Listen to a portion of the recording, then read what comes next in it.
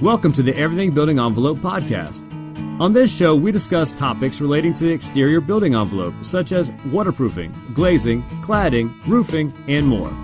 You can subscribe to this podcast on iTunes and Stitcher.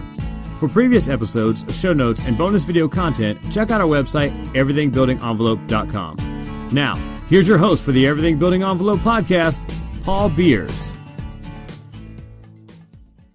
Welcome back, everyone, to the Everything Building Envelope podcast. Very excited today to have as our guest John Kimberlain with Dow Corning. John, welcome to the podcast. Thank you. It's an honor to be invited and speak with you today. Yeah, well, I know you've got lots of good stuff that the listeners are going to be interested in. So before we get into that, why don't you just tell everybody a little bit about yourself and your background, and we'll go from there. Sure. Thank you, Paul. My name's John. I am a senior application specialist at Dow Corning. I've been with them since 1999 and worked in several different roles, all related to sealants and materials that are used in the high-performance building industry. I've been out in the field since about 2004, working as an application specialist in helping people design and fabricate buildings using silicone sealants. I've written several papers on different aspects of performance of the sealants and contributed to several industry guideline documents like the GANA sealant manual. I used to build houses with my father when I was younger, and I've never stopped wanting to participate and figure out how things work in the building industry since. Great. I think most people know this, but for those who may not, can you just talk a little bit about Dow Corning? Sure. Dow Corning is a fully owned subsidiary of Dow Chemical. It was created in 1943 when scientists at Carnegie Mellon actually discovered a unique property of silicone polymers. And in trying to figure out what to do with those, they created a joint venture between Dow Chemical and Corning Glass, and found uses for silicones in military applications and health and beauty care and construction. And it continues to this day as a very innovative company in the use of silicone materials in everyday life. So we're going to talk about silicone sealants today, and can you just sort of tell us about, what that encompasses as far as the sealants themselves and complementary materials? Yeah, I'm happy to do that. We have several different sealant types, things that are used in weatherproofing that are specific to substrates like masonry and stone versus aluminum. We have structural glazing sealants that are both 1 and 2 part that allow people to either build glass buildings in the field or in shop. And then we also offer complementary products in things like primer, which enable faster adhesion build in these applications, as well as architectural coatings to help prevent water through water penetration on things like EIFS and stucco. So it's good to have everything kind of from where I come from. It's good to have everything kind of from the same family and even the same manufacturer, because it gives you a better chance for a kind of a comprehensive solution. So with the sealants, so let's just talk generally about silicone first of all. What are some of the benefits of using silicone as compared to maybe some of the other options that are out there? Well, what's interesting about silicone sealants is that they are highly durable. And the first ever use of a silicone sealant in a weatherproofing application was actually in 1958, and it was in a building in the Midwest that was exposed to high cold temperatures, a lot of snow, a lot of rain, and a lot of sunlight, positioned on one of the Great Lakes up there. And that material was actually removed in 2013, not because it had failed, but because the owners of the building wanted to update the look of the facade. And so we were actually fortunate enough to get some of that material and take a look at it. And it was still elastic, it was still stretchy, it was still performing as intended. What we did find was what was interesting is that in the few areas that had failed, it was actually an application issue where the material wasn't applied as it should. You could almost imagine that somebody was taking and putting the sealant on there and using their thumb to tool it in to this weatherproofing joint. So really the durability is one of the calling cards of silicone sealants compared to organic materials, which have a tendency to weather and lose its performance characteristics over, several years to maybe a decade or two. I just counted on my hand, and it sounds like it was over 50 years old when it was removed. Yeah, Dwight D. Eisenhower was the president when this material was applied. Oh, wow. It just reminded me of something. It's one of my pet peeves. You said that somebody might have tooled it with their thumb. I know this is kind of jumping around a little bit, but that's really not the way you're supposed to do it, is it? No, and it was interesting because we did like a literature review for this paper. I have a friend, Brett, with WJE in Chicago, and they have a great library of historical documents, and we had several historical documents. And what was interesting is we didn't see a whole lot of industry guidance of how to apply materials. And I think over time, one of the benefits of the longevity of this material, we've seen things like ASTM and GANA and these other organizations develop procedures and processes to design and install materials in an appropriate way, because even though the amount of material that's going into these applications is minimal from a volume and price, they play a critical role in the performance of the building, not only in year one, but later on down the line, and trying to prevent water, and it helps with energy for sealing off so you don't have uncontrolled air losses and things like that. So it was interesting to see the history of how this material was applied, and imagining what people were actually doing, and just trying to slap it on there in some instances. Well, bad news, they're still doing it, I think, in some instances. And you know that probably better than anybody. You're a field engineer, so I assume that you go out and see some projects maybe that are in premature failure. Is that right? I don't have any projects that have issues on them at all. Everything is roses. I'm kidding. That's good. That's good. That's utopia. Yeah. So it's interesting, and this is like, I mentioned that I used to build houses with my dad. One of the things that has kept my interest in that is that you run into situations where things were not designed properly or installed properly, and developing kind of this forensic analysis on where things went wrong has been a part of why I enjoy doing what I'm doing, and get to see the various problems associated with it. And I think, from what I've seen, typically it's really where the applicator doesn't follow the published procedures or follow the design via the project drawings, is where a lot of the challenges come in, because it seems simple that we're just putting caulk up on a building, but a lot of this is really high-end stuff, the chemistry involved in making sure it's compatible with the different substrates, and the different primers that may be needed, doing things in the order they're supposed to, like putting the backer rod in after you prime the surfaces. I mean, all these things are important and require a high level of degree of mechanical ability. So basically, you just covered the point I was trying to get at, is that the failures almost always, probably not always, but almost always, are application related, not, something's wrong with the material. Yeah, and some of that too is, as Dow Corning, we have always offered up the ability to have blueprints provided to us, or project drawings, especially important in like the structural glazing applications, where we have to have these drawings to review to ensure the material is a sufficient dimension to carry loads.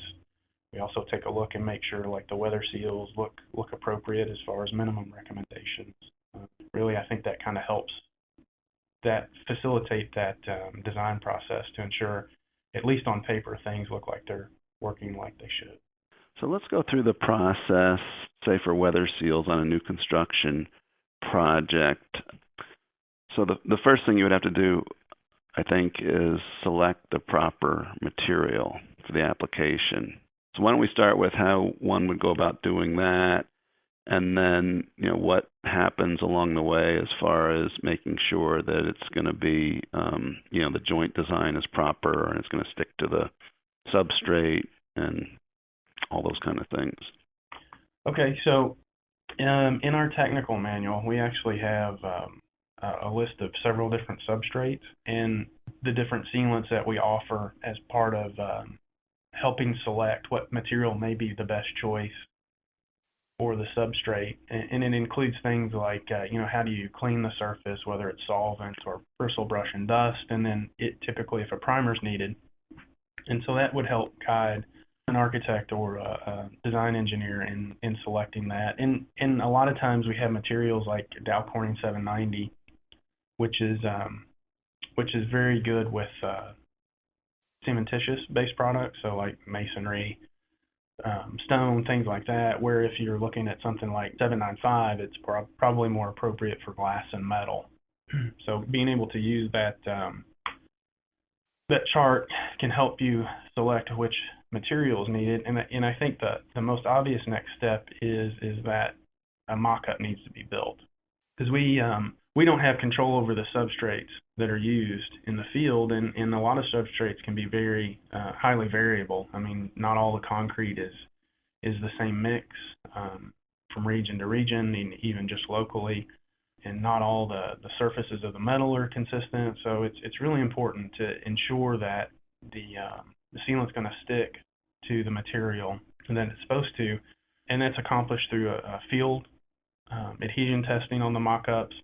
You can also actually submit samples of the substrates to us, and we can do testing in our laboratory as part of this warranty process for the weather seal applications, and we can help validate whether the sealant's going to stick to it, whether primer's needed. Are you going to do this clean this with bristle brush and dust, or is it going to require a solvent, those types of things. We talk about adhesion testing. There's also issues with compatibility signs with some of the other materials that the sealant may come into contact with. Is that right? Yeah, actually, we'll do compatibility testing. So things like natural rubbers that can be in gaskets or setting blocks, they have plasticizers in that material that can freely move about from the setting block or gasket into the sealant, and these plasticizers are organic, and what happens is they'll come to the surface of the sealant and they'll oxidize and turn brown, creating kind of a really poor aesthetic condition at the outside of the facade. So we also do that testing to ensure that you're not going to see potentially aesthetic issues, as well as we test the adhesion to make sure that these plasticizers are not influencing the adhesion of the sealant to the substrate. We're talking about kind of stuff that you do getting started with the project. We can have, Dow can review drawings, you do mock-ups, adhesion testing, compatibility testing, those sorts of things. So now we're actually, we've been through all that, and we've got good confidence about the materials we're using. I wanted to ask one more question, though, before we get to that. Can you talk a little bit about joint design or joint profile and the use of backer rod and bond breaker tape? Sure. So in a conventional weather seal, typically we see something that's like a butt joint, and what we want to see in a good design is that the joint is shaped like an hourglass. We want to see that mainly because what that hourglass shape does is it maximizes the contact between the sealant and the substrate and reduces the thickness in the middle of the joint, which when the joint moves, it reduces the potential stress distributed within that joint to prevent overloading one side or the other, to prevent failure in that. So the backer rod plays not only a critical part in helping define the joint, but it also plays a critical part in helping define the geometry of the joint. How's that? That's good. So So the follow-up to that is seeing, misconceptions in the field about Baccarat and things like that. Baccarat, and if you can maybe just briefly talk about it. Baccarat is for the joint profile and does not help with waterproofing, aside from making sure the sealant joint's the right size. In other words, Baccarat isn't part of the waterproofing process. Agree or disagree? Yeah, I agree. I mean, it's only there. It's only useful through the cure. Once the sealant's cured, it really doesn't provide a lot of function unless it's like a horizontal joint where you're having to put a real stiff material in there, so you're not getting any punctures or issues with somebody in a high heel pushing through the sealant and falling and causing ankle issues. But yeah, for the most part, the Baccarat is just there for the cure cycle. So we've got our material selected, and we've designed our joints, and we've gone through all the pre-construction, submittal, and review process. And now we're out in the field, and we're actually installing the material. What kind of review well, first of all, obviously, subcontractors should have their own quality control measures set up and training and whatnot, having skilled applicators make sure everything goes in right. But what kind of support can they get from Dow and the distributor during the installation process? Well, we have a very strong partner network with our distributors, and part of the this warranty process is that someone from Dow or someone from our distributor will come out and do field adhesion testing periodically through the construction of a building to ensure not only that the materials form an adhesion to the different substrates, but also looking at the geometry of the joint to make sure that it is appropriate, that hourglass shape where it's maximizing the contact on the sides versus having a thinner section in the middle. And all of our distributors are trained on how to do an appropriate field adhesion test, which includes you may not think about it, but if you have a joint that's metal to masonry, I mean, those are two different types of substrates, and so the masonry might require a primer where the metal does not, and you have to be able to isolate the sealant in such a way that you're actually testing the adhesion to each surface independently versus, testing kind of a composite reaction of the two substrates. So, I just want to tell the listeners, because we run into this a lot. Well, let me ask you one pretty easy question first. What's the charge for all this? What does Dow Corning charge the customer to do reviews and field support and things like that? It's actually, there is no charge. It comes with part of again, kind of this warranty process of weather seal and structural glazing applications. So it's built into the product as part of that whole process. Yeah, it's free. Yeah, so everybody listening to that, all this stuff that's really, really good practice and really something that should be done on every project, there's no additional charge for it. And so many times it's not done. It's kind of mind-boggling that it's not even a cost issue. It's just a question of, kind of understanding what needs to be done and facilitating having it happen. And I can remember projects that I've worked on with Kevin Dunphy, who's the Dow rep in South Florida, where we went back on some old projects and I was actually trying to determine if it was whose material was used. It was a project where the sealant had gotten concrete overspray on it from a building next door. We were just trying to figure out whose material was on it, and it was a very prominent contractor that had done the work originally, and Kevin went back and researched, and basically they had not done any warranty, any of the stuff we just talked about. It was really surprising, but I guess that's the way things work sometimes. Can you talk a little bit about speaking of warranty, what the warranty options are for the customer and the end user with the silicone sealants? Sure. For weatherproofing, we offer a limited performance warranty of 20 years, which essentially states that there would be no through water penetration in the area where that sealant is applied. And there's some caveats. It has to be applied properly per our published recommendations. And you can go to www.dowcorning.com and search for our America's Technical Manual for those recommendations. The warranty, it's got things like acts of nature, things like that are not included in the performance warranty. But if you look at it, what we're saying is at a minimum of 20 years, we expect that sealant to perform in weather sealing applications. And obviously, like I was talking about the first use of that weather seal, in reality, the sealant probably is going to last quite a bit longer as long as it was designed and applied properly.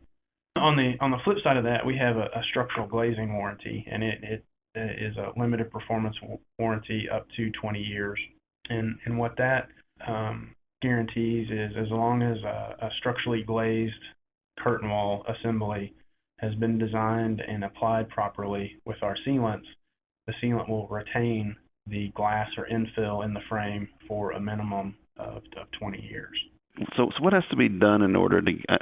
I know these warranties sound great, but that you don't just automatically get the warranty if you buy a material from Dow. What exactly has to be done in order for the warranty to be valid? So that's an important point. The warranty is actually issued for the address and the location of the project. It's not, like you said, it's not you just buy a tube of 795 and all of a sudden you've got a 20-year warranty. And so what happens is, especially for structural glazing applications, we require drawings to be submitted so we can review and ensure that the structural joint dimension is adequate for the design loads. We also require samples to be submitted of the different substrates that are going to either be structurally glazed or in weather seal. And what we do is we'll test for adhesion, compatibility, and we also have a ability to test for stain for sensitive stones. And without that testing and without that project review, there will be no warranty offered. So it's a critical part of the process of this construction fabrication. And what we hope to see is that all this is done prior to the building being commissioned, because part of this testing and things and these drawing reviews helps. It's another set of eyes on the project to ensure that there's nothing that potentially could be a fatal flaw in the performance of the building moving forward. So if you're building the one main street skyscraper and you go through the whole process and the warranty is actually issued specifically saying it's the one main street skyscraper. So technology is really advancing these days. We see a lot of things going on in the construction industry, which honestly I believe is a little slow to get going on some of this stuff, but they are. You go out in the field now and superintendents have iPads with the plans, and you see a lot easier to collaborate and have information available and things like that. What are some of the technology advances that you're seeing in the sealant industry? Well, one of the things that we're being asked on a frequent basis is providing data to allow designers to use finite element analysis in their designs, especially for structural glazing applications, because we have a lot of folks globally that are pushing the boundaries of what a facade is. I guess from a classics point of view, most curtain walls envision as a frame with a piece of glass in it. And people are trying to use glass as structural members. And so these are really complex things to calculate, and it requires, heavy computing power. So we have invested quite a bit of time and effort to help develop that data. And what it's done is it's given us insight, on how sealants perform. I think the other thing, it's helped us come out with a new type of structural glazing adhesive, because one of the new technologies or new trends is going to point fixed glazing facades, where the only means of attachment are the corners and midpoints versus the entire perimeter in kind of your conventional structural glazing. One of the challenges with those point fixed systems are you actually have to drill through the glass, and really, it's not. I think it's well established on how to do that properly. I think for a lot of people, the question becomes, if you're drilling through the glass and that's a sealed IG unit, is it going to lose gas? Is it going to condense? What's that unit going to look like in the future, or how is its energy performance going to maintain itself? Well, with this new structural adhesive, which is 10 times the allowable stress of conventional structural glazing. So if you design structural glazing, you use an allowable stress of 20 psi to come up with a joint size. With this stuff, it's 200 psi. So it allows the use of minimal contact points using point fixed systems at a higher strength, but part of that is that it requires some heavy lifting from an engineering analysis to do that. But what it accomplishes is it doesn't disturb the integrity of the glass. You don't have to drill through it. And also I think gives it a cleaner appearance where you see the entire glass facade versus something sticking through that, which I think architecturally gives a lot of freedom in the design of in the appearance of the glass. So what's the attraction with point fixed systems, or why are designers gravitating to that? Well, I think there's a couple reasons. One is that glass is getting bigger. I mean, if you go to some of these trade shows, and if you've seen some of like Eckersley O'Callahan's work across the globe with these Apple stores, you're starting to see pieces of glass that are like 20 feet by 40 feet. And why that is, I think, is people want uninterrupted views in their building. And so when you look at, these large pieces of glass, they may require very large or thick mullions, which, kind of architecturally interrupt the view and may not be the aesthetic that they want. So I think it's kind of pushing that idea towards that point fixed, where you're minimizing the interruption of the attachment points from around the entire perimeter just to specific locations on the interior of the facade. Yeah, these Apple stores are really cool. I was out in Santa Monica, California, and there's one there, and basically the roof and it's in like a shopping mall. So the side walls are other stores, but the roof and the front of it is basically all glass. And there's some big pieces of glass, structural glazed mullions, things like that. You can tell they're making lots of money, just the way they're putting it all together. We're seeing, our consulting practice, we're seeing, well, we've always had it this way, but we're seeing the desire for bigger and bigger pieces of glass. And it's a challenge, but they are getting bigger, and you get into markets like hurricanes where you've really got to have a lot of structural capacity to withstand missile impacts and things like that. That's where architects still don't always get what they want. The new facades are obviously very impressive. Where do you see things going from now with your industry? What's the future? Well, I think, I think it's going to be more sophisticated designs, incorporating, these larger pieces of glass. I think, if you look at a lot of these projects like that glass slide on the face of the building there in Los Angeles, I think you're going to start to see glass being used as a functional piece of a building more so than just a window to the outside. And I think that's going to require a lot of heavy engineering and oversight to ensure that things are fabricated properly. I think, I do think that glass is still extremely valuable material in the building industry. It's one of the few things that allows people to interact with the outside while still being in a controlled environment. And I think when people build buildings, they want to be able to have that interaction. And so I think of things that will allow us to do it, like dynamic glazing to help control with energy that's used in a building. And I think even in the future, we'll see probably interactive displays where you're almost have a computer screen or an iPad that's the size of a window wall, where you can interact with different things beyond just that look outside. Technology is really exciting. I mean, it's really getting to the point where we're getting into things that are just futuristic movie stuff a few years ago, and now it's actually, we're actually getting into it and doing it. And you talk about virtual reality, artificial intelligence, and all those sorts of things, and they're real. Yeah.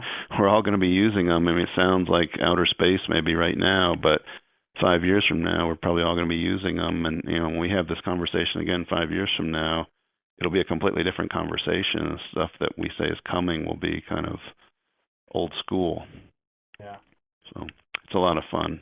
So thank you very much for coming on today. I mean, really, really interesting, and I think it provides a lot of really good value to the listeners. The one thing that you said, which is really resonates with me, being in the business that I'm in, and I think will resonate with the listeners, is that the importance of weather seals and things like that, and keeping the water and the elements out of a building. I mean, success of a project can live or die on that. It's really important, and it's really interesting. And you guys are big players in this, and very well respected. I know we work with Dow on a lot of projects. Really, thank you for the insight and the wisdom, and I think it was really good stuff. Well, and let me thank you for the opportunity. This has been a pleasure talking to you. And if there are any listeners out there that want to, interact with me, have questions about it, feel free to provide my contact information to them. I'm always happy to talk silicones and building science and things like that. Yeah, so that's a good point. Why don't you tell listeners how to get more information about everything that we just talked about? I know you referenced the technical manual. Where do they go and what do they see? Yeah, they can go to our website, www.dowcorning.com. That's DOWCORNING. I can be reached at john.kimberlain@dowcorning.com.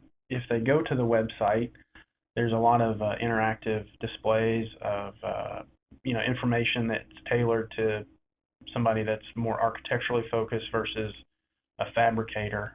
It has information on warranties, testing capabilities. We publish a lot of white papers on different building science aspects of our material. So there's a deluge of material on the website. But if they can't find something, they can feel free to contact me to further assist. Great. Well, that's a really valuable resource. So once again, thanks so much, and really interesting. Thanks for joining us today. Please subscribe to this podcast on iTunes or Stitcher. For more information on the Everything Building envelope, previous episodes, show notes, bonus video content, and much more, check out our website, everythingbuildingenvelope.com.